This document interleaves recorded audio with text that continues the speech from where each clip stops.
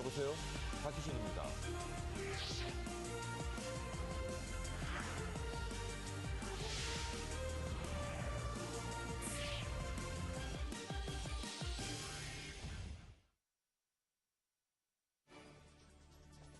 머니투사 헤드라인입니다.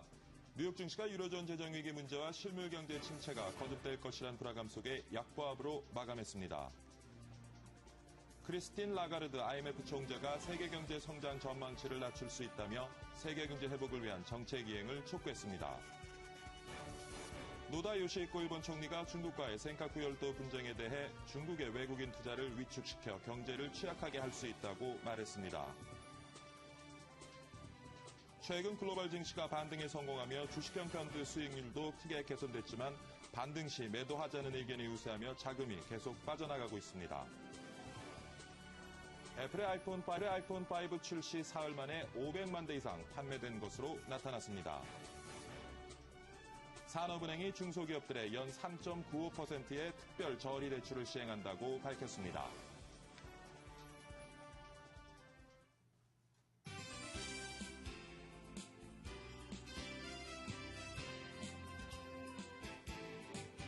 네, 시청자 여러분 안녕히 주무셨습니까? 9월 25일 화요일 아침 박희준의 여보세요. 박희준입니다. 오늘 박희준의 여보세요 1부에서는요. 요즘 센카쿠 분쟁에 대한 소식 자주 접하시죠? 일본과 중국의 영토 분쟁이라는데 뭔가 심상치 않은 분위기가 계속되고 있습니다. 단순히 정치적인 문제를 떠나 아시아 전체 경제에도 영향을 미칠 수 있다는 우려가 나오고 있는데요. 과연 센카쿠 분쟁이란 무엇인지, 우리 경제에 또 어떤 영향을 미칠 수 있을지 오늘 1부에서 집중적으로 내용 살펴보도록 하겠습니다.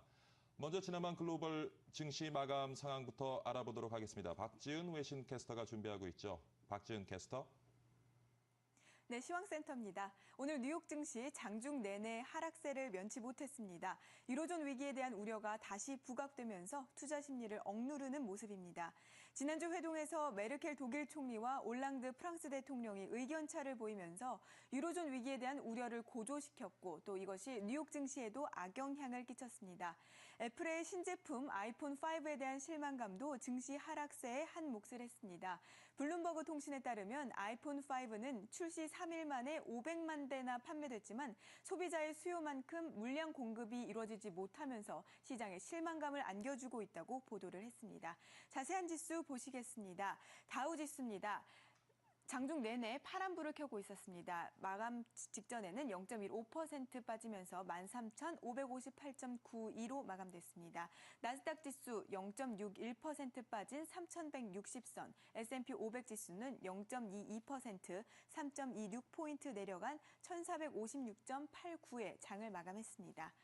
다음으로 유럽 살펴보겠습니다. 유로존 위기에 대한 우려감으로 유럽 주요 증시들 일제히 하락세를 이어갔습니다.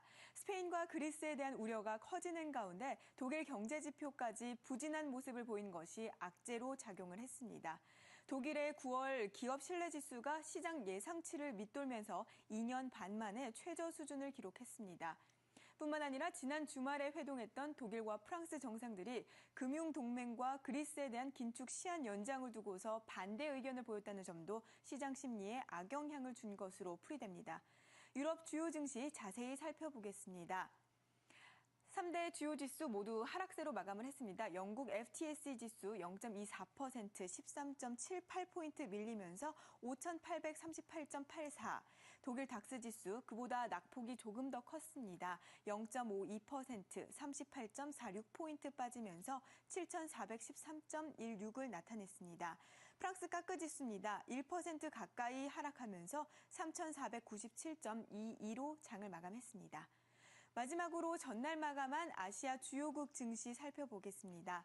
아시아 증시는 혼조세로 마감했습니다. 유럽의 재정 위기와 중국 경기 둔화에 대한 우려 때문에 장 초반 일제히 하락했습니다. 장 초반에 중국 상하이 종합지수는 2009년 이래 최저 수준으로 급락을 했습니다. 하지만 중국 증권감독당국이 시장 상황을 개선시키기 위해서 추가 부양 조치를 내놓을 것이란 기대감이 작용하면서 반등했습니다. 자세한 지수 보시겠습니다. 먼저 일본 니케이 지수입니다. 0.45% 빠지면서 약보합세를 보였습니다.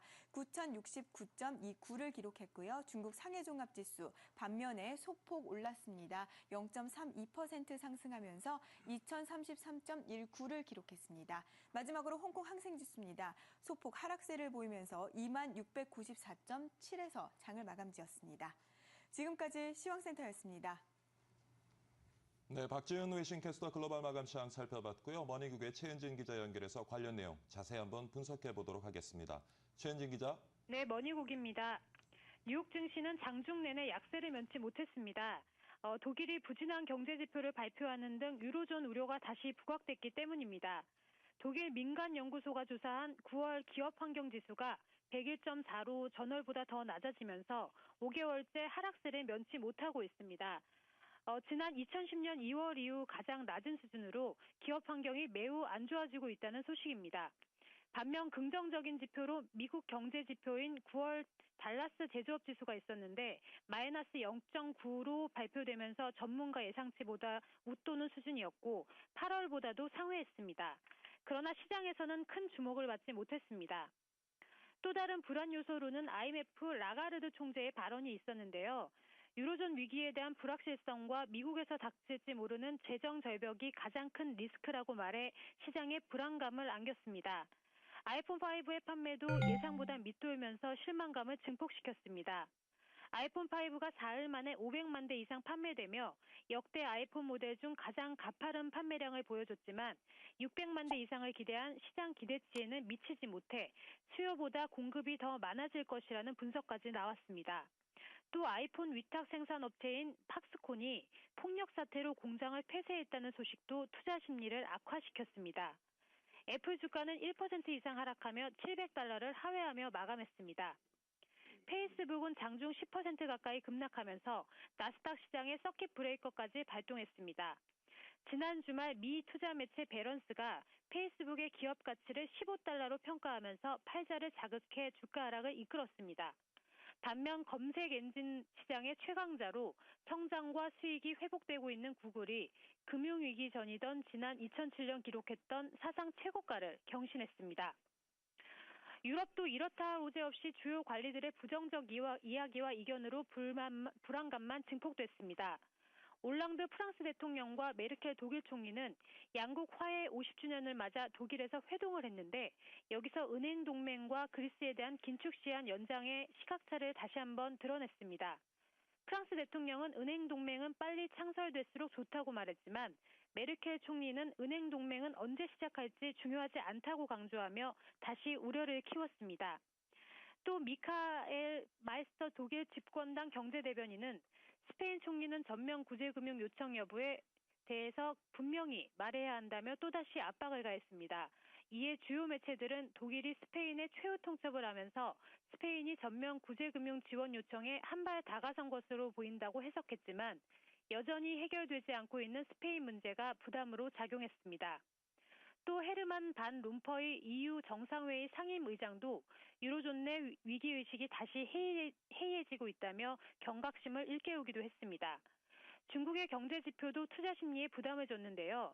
중국판 베이지북 보고서는 중국의 제조업과 소매업 매출이 3개월 전에 비해 더 부정적이고 감원에 나선 기업이 더 많아졌다고 밝혔습니다. 특징주로는 천연자원 관련 업체와 은행주의 하락세가 두드러졌습니다. 지금까지 글로벌 마감 상황이었습니다. 네, 다음 소식입니다. 크리스틴 라가르드 IMF 총재가 다음 달 발표하는 세계 경제 성장 전망치를 낮출 수 있다고 밝혔습니다. 라가르드 총재는 점진적인 회복을 예상했으나 세계 경제가 7월에 예상했던 것보다 더 약해질 수 있다며 이같이 말했습니다. 또 세계 경제는 여전히 불투명성으로 가득하다며 세계 경제 회복을 보장하기 위한 정책 이행을 해야 한다고 강조했습니다. 조도를 둘러싼 중국과 일본의 영토 분쟁이 경제 문제로 번지고 있습니다. 중국 무인기가 이어도를 감시하기로 해 우리에게도 불똥이 튀지 않을까 하는 우려의 목소리가 높아지고 있는데요. 관련 내용을 정영석 기자가 전합니다. 연일 반일 시위가 중국내에서 계속되고 중국의 경제 제재 여부로 일본 경제는 타격을 입고 있습니다. 중국이 경제력이 강하다 보니 영토 문제가 경제 문제로 번지고 있는 겁니다. 사실 일본의 고민이 우리에게도 예외가 아닙니다. 중국은 최근 2015년까지 한국 이어도를 포함해 조도 등의 무인 감시 감축 시스템을 구축하기로 발표했습니다. 일본처럼 갈등이 확대돼 중국이 경제 제재를 하지 않을까 우려가 큽니다. 하지만 전문가들은 갈등의 불씨는 있지만 중국과 일본의 갈등처럼 확대되지는 않을 것이란 전망을 내놨습니다. 또 중국과 일본의 갈등도 장기화되지는 않을 것이란 분석입니다. 결국은 저는 큰 영향은 없으리라고 봅니다. 중국이 경제력이 강해지면서 대외 긴장을 고조시킬 수 있겠지만 그쪽도 수입을 필요로 하고 또 수출을 필요로 하기 때문에 일시적인 마찰은 있겠지만 어떤 경제 관계에 있어서는 큰 변화 없이 꾸준하게 지속되지 않겠나 생각됩니다. 동북아 3국은 정치적 갈등보다 경제적 실익이 중요시돼 경제에 큰 영향을 끼치진 못할 것으로 보입니다. 머니 정영석입니다. 노다 요시히코 일본 총리가 중국과의 센카쿠 열도 영유권 분쟁에 대해 중국 경제를 취약하게 할 수 있다고 말했습니다. 노다 총리는 중국은 외국인 투자를 통해 발전해야 하지만 대규모 반일 시위와 무역 제재가 외국인 투자를 위축시킬 것이라고 지적했습니다. 이어 중국이 피해를 받지 않으려면 신중하고 이성적인 이해가 필요하다고 강조했습니다. 최근 글로벌 증시가 반등에 성공하면서 주식형 펀드 수익률도 크게 개선됐는데요. 하지만 투자된 자금은 썰물 빠지듯 빠져나가고 있다고 합니다. 그 원인을 김유경 기자가 분석해봤습니다. 미국과 유럽, 일본 등 주요국들의 잇따른 경기 부양으로 글로벌 증시가 상승하고 있습니다. 월 초와 비교했을 때 뉴욕의 다우존스와 파리카크 40 지수는 3% 이상 올랐고 독일의 닥스 30 지수는 7% 가까이 뛰었습니다. 코스피도 유동성 장세의 타격을 받으며 5%대의 상승률을 기록했습니다. 주가가 오르면서 국내 주식형 펀드 수익률은 지난 일주일 동안에만 1.64% 상승하는 등 2주 연속 올랐습니다. 펀드 수익률은 개선됐지만 투자금은 오히려 줄어들고 있습니다. 국내 주식형 펀드의 순자산은 수익률 상승에도 최근 10거래일 동안 86조 6,250억 원으로 7,740억 원 줄었습니다. 최근 한 달 수익률이 11.54%에 달하는 성장 유망 펀드나 5%를 넘는 녹색 성장 펀드 등도 순자산이 감소했습니다. 지난 2010년 이후 펀드 수익률이 계속 부진했기 때문에 손해가 줄었을 때 매도하자는 심리가 강해졌기 때문입니다. 특히 주요국의 자산 매입 프로그램 효과가 제한적일 것이란 우려로 차익 실현 매물이 더해졌습니다. 목표 수익률을 좀 정해 놓으시고 그 수익률이 달성되면 다시 이제 환매를 하셨다가 주가가 어느 정도 수준 내려오면 다시 가입하는 이런 좀 저수술적인 좀 접근이 필요한 그런 시점이다. 장기 투자의 대명사였던 펀드 투자도 증시의 변동성과 불확실성이 커지면서 단기 매매가 늘어날 조짐을 보이고 있습니다. 머니 김유경입니다. 애플이 아이폰 5 출시 사흘 만에 500만 대 이상을 판매했다고 밝혔습니다. 애플은 현재 22개 판매국을 연말엔 100개국 이상으로 늘릴 계획이라 판매량은 더욱 증가할 전망입니다. 한편 뉴욕타임즈 등 외신은 애플의 주가가 현 추세를 유지한다면 2015년 4월엔 시가총액이 1조 달러를 넘을 것으로 예상했습니다. 산업은행이 중소기업들의 연 3.95%의 특별 저리 대출을 시행한다고 밝혔습니다. 산은은 국가 신용등급 상승에 따라 절감된 외화 조달 비용을 이번 특별 저리 대출에 활용합니다. 산은은 우선 중소, 중견기업에 우선 집행하고 필요에 따라 대기업에도 대출을 해줄 계획입니다. 정부가 세무조사 면제 대상을 기존의 10억 원 이하에서 100억 원 이하로 확대한다고 밝혔습니다. 이는 경기 침체에 따른 중소기업과 소상공인의 부담을 낮추기 위한 조치입니다. 이에 따라 세무조사 면제 대상은 기존의 26만 곳에서 41만 곳으로 늘어날 전망입니다.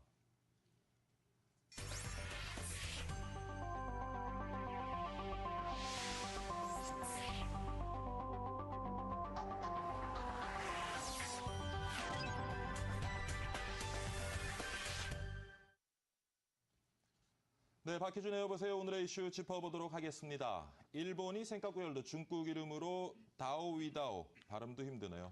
다오위다오를 사들여 국유화를 하면서 양국 간의 팽팽한 긴장감이 지금 돌고 있습니다. 문제는 중일 양국 간 영유권 분쟁이 경제 분야에도 악영향을 미치기 시작했다는 것인데요. 이는 비단 양국 간의 경제적 타격에 그치지 않고 우리나라의 경제, 나아가서는 아시아 경제에도 좋지 않은 영향을 미칠 수 있어 전 세계의 관심이 현재 집중되고 있습니다. 자세한 얘기 고려대학교 오정근 교수 스튜디오에 모시고 나눠보도록 하겠습니다. 안녕하십니까, 교수님. 안녕하세요. 예, 오늘도 이른 시간 출연 감사드립니다. 네, 감사합니다. 예, 요즘 센카쿠 열도를 둘러싼 이제 중일 양국 간의 분쟁이 정치를 넘어서 경제 분야에도 지금 악영향을 미치고 있다고 하고요. 특히 이제 피해가 주로 일본에 집중되고 있다고 하는데 양국의 피해 지금 어느 정도 수준에 있는지요? 지금 현재 일본 같은 경우에는 이제 일본 기업들 중국에 많이 진출해서 중국에서 예. 주로 이제 부품을 많이 생산해가지고 일본에 다시 이제 조립 완성품을 만드는 경우인데요. 예. 일본 현재 그 중국에 진출했는 부품 생산 기업들이 그 중국 그 근로자들이 지금 현재 반일 시위를 하고 있기 때문에 예. 공장에 안 들어가고 있는 상태입니다. 이게 이제 그 작년에 태국에서 있었던 그 태국에서 홍수 때문에 예. 그 일본 기업들이 부품 생산을 못 해가지고 일본 경기에 타격을 준 것처럼 예. 이제 그런 상황이 되고 있고요. 그것 때문에 일본은 현재 그 CDS 프리미엄이 최근 한 보름 사이에 한 15bp 정도 올라가고 있는 그런 상황입니다. 단기적으로는 지금 중국보다 일본에 더 피해가 큰 상황이군요. 네, 그렇습니다. 아무래도 일본이 좀 타격이 큽니다. 예. 일본의 지금 대중 수출액이 2007년도 대비 2011년도에는 60%나 증가를 했습니다. 이런 상황에서 중국 정부가 보복카드를 꺼내들면 지금도 이제 말씀을 하셨지만 일본 경제에 상당히 큰 타격이 될 것 같은데 지금 교수님이 예상하실 수 있는 어떤 중국이 꺼내들 수 있는 보복카드 어떤 것들이 있을지? 일단 중국은 그 일종의 좀 문제가 생길 때는 항상 그 통상 카드를 꺼내들거든요. 예. 한국에도 몇 년 전에 그 우리가 마늘 파동이 있을 때 바로 한국에 그 핸드폰 같은 걸 수입하지 않겠다 이런 그 통상 보복 카드를 꺼내드렸습니다. 그것처럼 이번에도 그 일본에 대해서 통상 보복 카드 가능성이 큰데요. 일본 같은 경우에 작년 같은 경우 보면은 약 20%를 일본 전체 수출액이 약 65조 엔인데 그중에 약 20%를 중국으로 수출하면서 중국 시장이 일본의 가장 큰 시장이거든요. 따라서 예. 만약에 중국이 일본에 대해서 통상 보복 카드를 꺼내들면 상당히 일본 경제가 타격이 클 것으로 예상이 됩니다. 그러니까 가장 먼저 꺼내들 수 있는 카드가 네, 통상 카드. 근데 또 일부에서는 지금 센카쿠 열도 분쟁 그것이 사실상은 자원 전쟁이다라는 시각이 있고요. 네. 그다음에 또 1969년입니다. 유엔 산하 기관에서 이곳에 석유 매장 가능성이 높다라고 이제 평가를 해서 발표를 했는데 경제적 가치 어느 정도 되는지요? 예, 그렇습니다. 그것이 이제 그 신카쿠 열도 근해에 예. 석유라든 천연가스가 많이 있다고 지금 말씀하신 대로 그 이미 그 조사가 나왔기 때문에 중국 정부는 바로 그 이어서 1970년에 벌써 이제 그 석유 주권을 주장을 하면서 2010년도에 그 신카쿠 열도 해저 자원 에너지 확보 전략이라는 걸 만들어 가지고 이걸 2020년까지 완성하겠다 하고 지금 추진을 하고 있는 그런 상황이라서 예. 그 가장 중요한 것이 바로 말씀하신 대로 해저 에너지 자원 확보 전쟁입니다. 네. 그러니까 뭐 그거 지금 센카쿠 열도 주변에 굉장한 양의 어떤 석유가 매장돼 있다고 네네. 봐도 되겠군요. 네, 그렇습니다. 자, 이 분쟁이 이제 장기화되면서 아시아 경제에는 어떤 영향을 끼치고 또 우리 경제에 어떤 영향을 끼칠지 그게 사실 우리가 가장 주목해야 될 네네. 부분인데 어떻게 보시는지요? 현재 아시아 지역의 가장 큰 현안 과제는 두 가지인데 하나는 예. 그 한중일 간의 FTA를 체결할 것인가 말 것인가 하는 거거든. 이게 지금 굉장히 미묘한데 예컨대 지금 현재 한중 FTA는 추진을 하고 있고요. 일본은 미국과 손을 잡고 소위 말하는 그 TPP라고 그래가지고 예. 환태평양 동반자 협정이라는 걸 하고 있거든요. 예. 그런데 그래서 다시 말하면 중국과 한국, 그다음에 일본과 미국 이렇게 약간 양분되어 있는 상황이에요. 그렇군요. 그래서 지금 이제 그걸 넘어서서 한중일 간의 그 FTA를 체결하자 이렇게 돼야 되는데 이것이 이번에 분쟁이 되면서 한중일 간의 통합이 안 되고 더욱더 분열될 가능성이 커졌고요. 예. 또 한 가지는 이제 금융면에서 우리가 그동안에 통화 수합도 있고 한중일 간 통화 수합이 있고 또 한 가지는 CMIM이라 그래가지고 그 아시아 금융 안전망이 있고 또 한 가지는 이제 ABMI라 그래가지고 아시아 채권 시장 육성 방안이라는 게 있는데 이것이 이제 한중일 주도로 되고 있는 건데 예. 이것도 이번에 한중일 간에 문제가 생기면서 잘못하면은 그 금융협력에 좀 문제가 생길 가능성도 있거든요. 그래서 이런 걸 해결하기 위해서 한중일 간에 그 2008년부터 A3 정상회담이라는 걸 하고 있습니다. 예. 근데 정상회담이 이런 문제를 다루고 있는데 제가 보기에는 상당히 앞으로 이 갈등 문제가 조기 해결되지 안 되면은 통상면에서 또는 금융면에서 예. 협력 관계에 문제가 생길 소지가 있다 보여집니다. 예. 지금 이제 말씀하신 것처럼 한중일 3자 간의 어떤 FTA 협상이 불투명하다라고 이제 말씀을 하셨는데 네네. 일각에서는 지금 중일 간의 분쟁으로 인해서 한국 기업들이나 네네. 반사적인 이익을 취할 수도 있을 것이다. 물론 단기적인 관점에서 말씀을 드리는데 네네. 어떻게 보시는지요? 뭐 그런 점도 있겠습니다만 그러나 현재 세계 경제가 워낙 안 좋기 때문에 예. 한국의 대중 수출이 좀 감소하고 있거든요. 예. 그러면 한국의 대중 수출이 감소하고 있기 때문에 제가 보기에는 그거보다 가장 큰 것은 그 일본과 중국의 그 분쟁 불똥이 한국에 안 튀도록 그렇게 해야 되거든요. 지금 상당히 그럴 좀 조짐이 보이는 것 중 하나가 예컨대 중국이尖閣교류도 문제를 들고 나오면서 일본은 독도 문제를 들고 나오거든요. 이게 왜냐하면 일본과 중국이 국내 정치권의 그 실정을 만회하기 위해서 민족 감정을 자극하는 건데 그러다 보니까 그 불똥이 잘못하면은 한국까지 튈 가능성이 있기 때문에 이게 그러지 않도록 하는 것이 가장 중요한 그런 과제다 이렇게 보여집니다. 그러니까 중일 간의 어떤 그러한 지금 경제적인 마찰이 단기적인 관점에서도 한국에 크게 이익이 될 것은 없다라고 보시는 거죠. 그렇습니다. 예. 그다음에 또 한 가지는 우리가 한중 간에 한일 간에 우리가 통화수합 문제가 있지 않습니까? 예. 무역면에서 그렇고 또 통화수합이 있기 때문에 현재 통화수합은 우리가 외환위를 겪었지만 물론 우리가 지금 외환무역이 충분합니다만은 예. 만약의 경우를 대비해서 한중 간에 한일 간에 통화수합을 맺어두고 있는 상황이 하니까 얼마 전에도 일본에서 전 그러면 한일 간의 통화수합을 더 이상 연장하지 않겠다 이런 얘기까지 나왔거든요. 예. 그래서 정말 통상면에서 금융면에서 이 불똥이 한국에 튀지 않도록 굉장히 그 통상면에서나 혹은 그 외교를 아주 잘해야 될 그런 상황이라고 보여집니다. 이제 지난번에 이제 독도 문제로 한일 갈등이 생기면서 통화수합의 그런 규모를 줄여나갈 것이다라고 네네. 일본에서 이제 얘기를 했는데 네네. 그 부분이 사실 우리나라 금융에 네네. 어떤 영향을 줄 수 있는지 그때 이제 전문가들은 크게 영향을 주지 않을 것이다라는 얘기도 있었는데 예, 저 어떻게 생각으로 보시는지. 당장 큰 영향은 안 주고요. 왜냐하면 우리가 예. 이제 현재 그 외화 유동성을 충분히 확보하고 있기 때문에 저도 이제 분석을 해보니까 아마 지금은 당장에 어떤 문제가 생겨도 우리가 방어할 만큼 돈은 있다. 근데 문제는 이제 심리적으로 앞으로가 이제 문제가 될 소리가 있다 생각이 들고요. 예. 더구나 이제 가장 큰 문제는 사실 이번에 그 중일 간의 분쟁 때문에 지금 아시아 적이라는 게 말이에요. 아시아가 200년 만에 유럽, 미국 구미 중심에서 아시아 지역으로 세력이 넘어오고 있어요. 예. 이번에 이제 글로벌 위기가 미국에 터지고 그다음에 유럽 재정 위기가 터지면서 아시아 지역이 2010년에 세계 전체 GDP에 차지하는 비중이 동아시아가 처음으로 많아졌습니다. 미국보다 많아지고 유럽보다 많아졌거든요. 그거는 이제 거의 산업혁명 이후에 한 200년 만에 동아시아의 시대가 도래하고 있는 이 즈음에 중국과 일본 간의 그런 민족주의 감정을 자극하는 마찰 때문에 이거 잘못하면 그 효과를 발휘하지 못할 가능성이 커요. 왜냐하면 이게 시대가 도래하면서 우리가 서로 협력하고 서로 통합해가지고 아시아의 번영과 안정을 추구해야 될 마당에 지금이 모처럼 도래하는 그야말로 한 200년 만에 도래하는 아시아 시대의 그 호기가 잘못하면 놓칠 수 있는. 무산될 가능성이 있다는 상당히 아쉬움이 있습니다. 아까 지적하신 것처럼 지금 일본의 정치적인 갈등이 있고요. 또 중국도 경기가 좋지 않습니다. 이런 상황에서 어떤 그 동아시아 국가들이 민족주의를 부채질하면서 지금 갈등이 더 심화되고 있는 모습을 보이고 있는데 교수님께서 보시는 해법 어떤 것이 있을지요? 해법은 크게 두 가지입니다. 하나는 지금 이제 그 민족 감정이 나오는 배경에는 일본의 문제가 있고 일본의 과거사가 있습니다. 과거 침략 문제인데 왜 그렇게 못 털고 가는 건지 참 그러니까 이제 답답합니다. 그 일본이 그야말로 한마디로 그냥 유럽 사람에 비하면 너무 그냥 소인배죠. 제가 왜 그러냐면 독일도 유럽을 침략했습니다. 그러나 빌리 브란트는 1970년에 폴란드에 가가지고 폴란드의 그 피해자들 그 추모비에 가서 헌화하면서 무릎을 꿇고 용서를 구하면서 유럽 전체가 대유럽으로 가는 길을 뚫었습니다.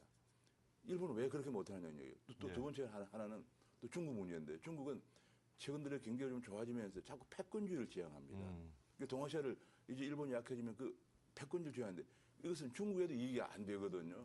그래서 일본은 정말 그런 진정으로 용서를 구하고 화해를 추구하고요. 그다음에 중국은 패권주의를 정말 중지하고 진정으로 이 지역의 리더로서 이 지역의 안정과 번영을 위해서 노력한다는 그런 면모를 보여야만이 해결이 될 걸로 보여집니다. 자, 교수님 뭐 시간이 이제 한 1분 정도 남았어요. 마지막 질문을 좀 드리고자 하는데요. 중일 충돌의 경제적 타격이 우리나라도 좀 전이되지 않도록 우리나라에서 어떤 전략을 좀 취해야 될지요? 지금 가장 중요한 중 하나가 시간이 없으니까 지금 이제 그 중국을 중심으로 한 대륙 세력과 일본과 미국을 중심으로 해양 세력이 충돌하는 지역이 바로 한반도입니다. 그래서 우리가 굉장히 미묘한 상황인데 균형자적 입장에서 요즘 흔히 말하는 연미 화중이라고 그래가지고요. 미국과도 연대를 끊으면 안 되고 그래서 중국과도 화해를 해야 하기 때문에 이걸 아주 잘해야만이 우리가 대륙 세력과 해양 세력 간의 그 싸움 속에서 무사히 21세기를 보낼 수 있다 하는 게 가장 중요한 과제 중 하나입니다. 조금 우리도 충실하게 대비를 해줘야 되겠군요. 그렇습니다. 네. 오정근 고려대학교 경제학과 교수와 함께요. 최근의 중일 간의 영토 분쟁이 우리 경제에 미치는 영향 자세히 한번 분석해봤습니다. 교수님 감사드립니다. 예, 감사합니다. 수고하셨습니다. 네.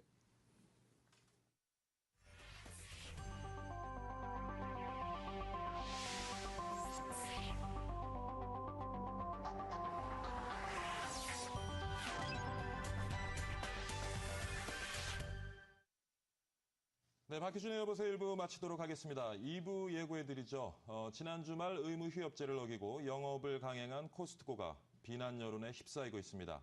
코스트코 측은 문제가 될 것이 없다는 주장인데 이 내용 자세히 한번 2부에서 살펴보도록 하겠습니다. 채널 고정해 주시고요. 저는 잠시 2부에서 찾아뵙겠습니다.